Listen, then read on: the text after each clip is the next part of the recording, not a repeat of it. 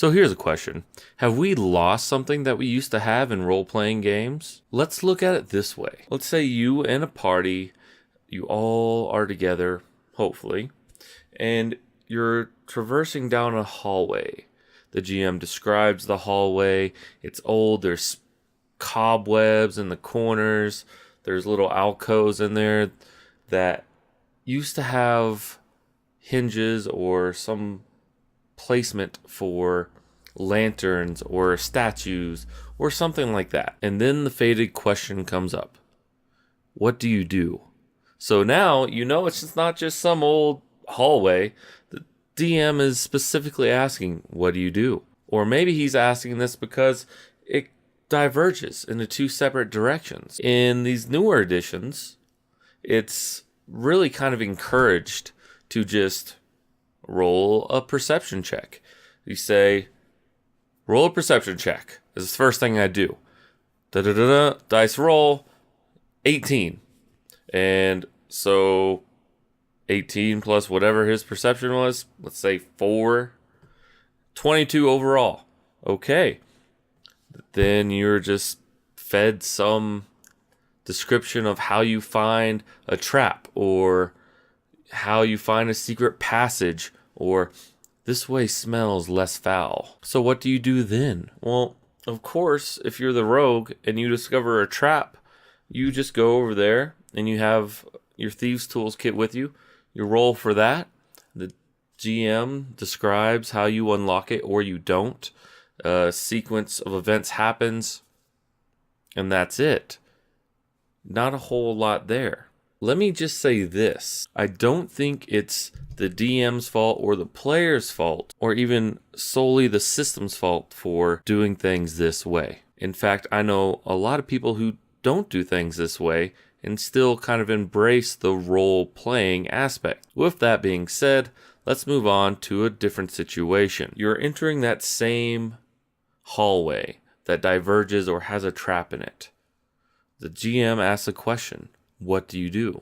The player responds, I lift my head up in the air and take a few deep breaths, trying to sense if one way smells different than the other. The GM responds, you're too far away to really get a good sense of the smell and which way it's coming from, but you definitely smell something odd about the air. Player then goes, okay, I slowly, using my scabbard to tap the floor ahead of me, just very gently, see if any of the tiles give way. Indeed, the DM responds.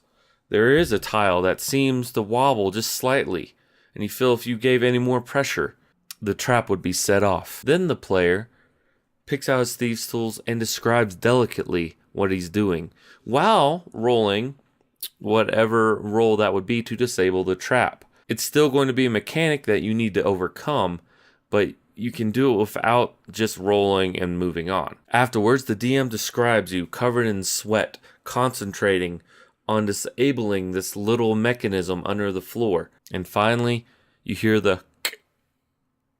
And that can be good or bad, and nothing has seemed to have been set off. So finally, you march your party forward where the tunnels diverge, where you smell the air. One way smells of decaying flesh, maybe some experiments down there. And the other way doesn't have a distinct smell at all. Now, those are two separate ways to run the same game, technically. It doesn't have to be the old system. You can play that way in 5th edition if that's what you're using. The thing about 5th edition, though, that makes this kind of harder for new DMs and new players is that the way that they're described. For example, in 5th edition, it says perception. Your wisdom perception check lets you spot, hear, or otherwise detect the presence of something. It measures your general awareness of your surroundings and the keenness of your senses. For example, you might try to hear a conversation through a closed door, eavesdrop under an open window, or hear monsters moving stealthily in the forest. Or you might try to spot things that are obscured or easy to miss, whether they are orcs lying in ambush on a road, thugs hiding in the shadows of an alley, or candlelight under a closed secret door. That right there is actually a problem in the system in describing these things. They're not letting the imagination take effect. Sure, roll your perception check, but role play it out. Don't role play it. Now, these new systems are skills happy. 5th edition, 4th edition, 3.5, 3rd, Pathfinder. They're just skills happy, and I get why so many people see an obstacle and they roll to get past it. Not role play, they just roll. Like, okay, so my investigation, I look at this thing and it's 24. DM says blah, blah, blah, blah. You disarm it. Okay, cool. So then I use my perception check to look around. Okay, you see this. Okay, I go over to this thing. I get past that. And it goes on and on. So the next time you have a trap or a diverging path, don't let the perception roll bypass the creativity that's there. Try to engage your players. They can roll a perception check. But instead of that perception check being the end-all, cure-all of that room, saying, you see some strange artwork on the walls, but you're too far away to investigate it. What do you do? Then the player has to think about what they do. They could just go over there and say, go over there and I roll investigation to really look at this artwork, see if it's trapped. That's better.